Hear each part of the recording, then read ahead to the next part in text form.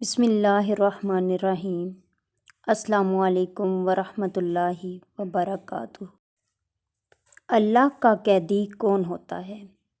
حدیث شریف میں ہے کہ بچہ جب تک بالغ نہیں ہوتا تو اس کے نیک عمل اس کے والدین کے حساب میں لکھے جاتے ہیں، اور جب وہ کوئی برا عمل کرتا ہے تو وہ نہ اس کے حساب میں لکھا جاتا ہے اور نہ ہی اس کے والدین کے حساب میں۔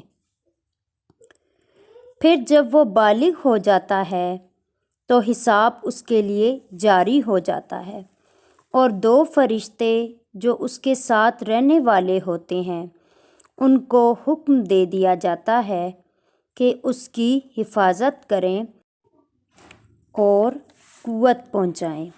جب حالت اسلام میں 40 سال کی عمر کو پہنچ جاتا ہے تو اللہ تعالیٰ اس کو 3 قسم کی بیماریوں سے محفوظ کر دیتے ہیں: جنون، جذام اور برس سے۔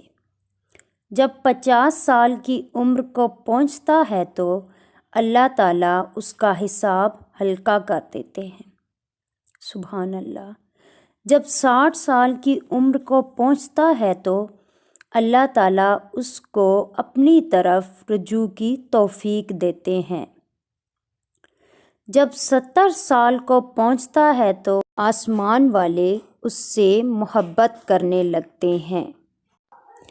جب 80 سال کو پہنچتا ہے تو اللہ تعالیٰ اس کی نیکیوں کو لکھتے ہیں اور گناہوں کو معاف فرما دیتے ہیں۔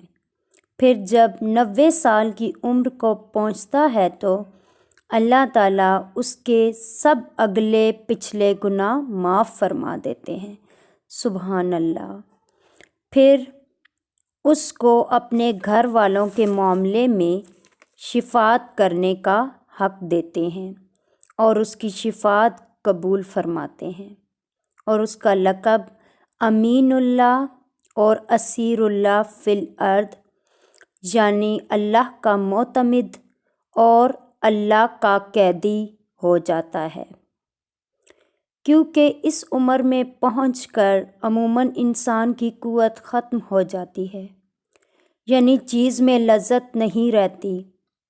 قیدی کی طرح عمر گزارتا ہے، اور جب انتہائی عمر کو پہنچ جاتا ہے تو اس کے تمام وہ نیک عمل نامہ اعمال میں برابر لکھے جاتے ہیں جو وہ اپنی صحت و قوت کے زمانے میں کیا کرتا تھا، اور اگر اس سے کوئی گناہ ہو جاتا ہے تو وہ لکھا نہیں جاتا۔ سبحان اللہ۔ اگر آپ کو یہ ویڈیو اچھی لگی ہو تو پلیز مجھے، میرے والدین اور میری فیملی کو اپنی دعاؤں میں ضرور یاد رکھیے گا۔ اللہ تعالیٰ ہم سب کا حامی